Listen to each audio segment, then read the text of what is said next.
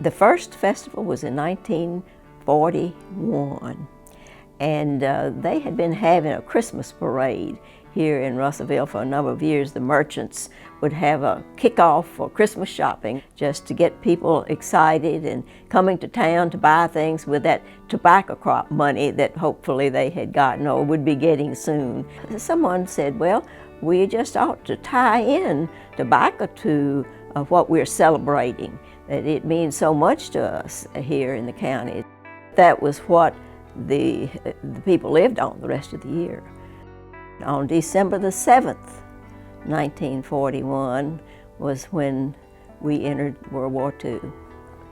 The next year they had the festival, but it had some changes because no motor vehicles were allowed in the parade because they saved the gas.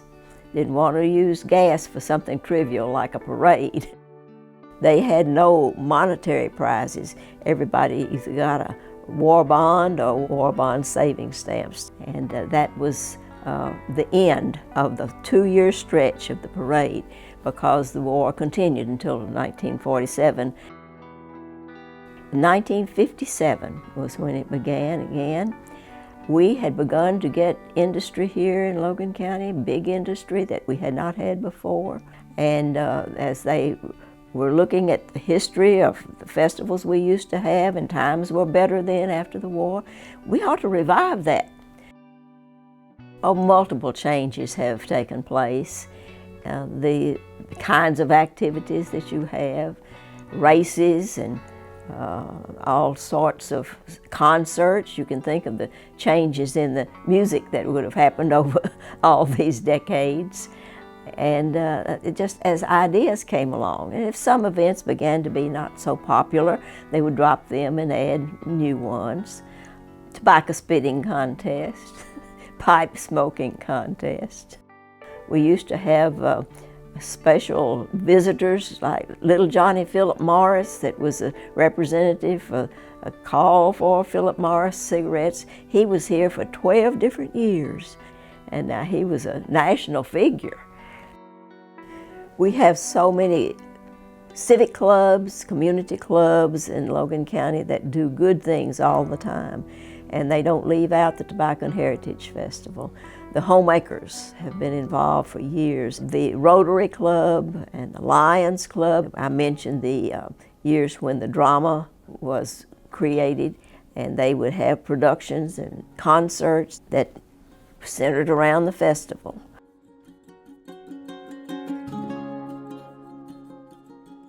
I mean, we were an agricultural county. We did become much more industrialized in Logan County beginning in the 1950s.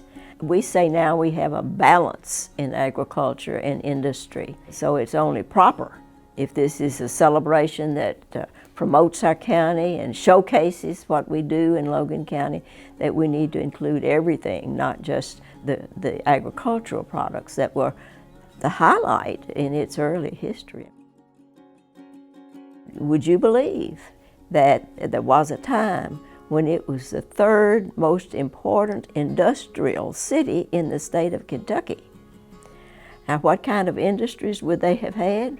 A rope factory, a wagon factory. I can remember one industry that came here that said they wanted to come and hire the people who lived in the country because they knew that farm men and women knew how to work. Our agriculture and our industry have all, of course, evolved. We don't have nearly as many different farms, but we have farms that produce even more today. We have to recognize that it takes all of us together to get lots of things done. The total county participates in it. Although Russellville is the county seat and that's where the festival is held mainly, there may be events in all of the small towns and communities throughout the county. There are other festivals in surrounding communities, but our Tobacco and Heritage Festival is one of the biggest that's in this area. I just hope it will continue to be diversified and will meet the accomplishments and the interests of the persons who live here. I see how important history is. If we know what happened in the past, it gives us a foundation on which to build or improve, or whatever the case may be. If we don't know our past, we'll continue to make mistakes that have been made.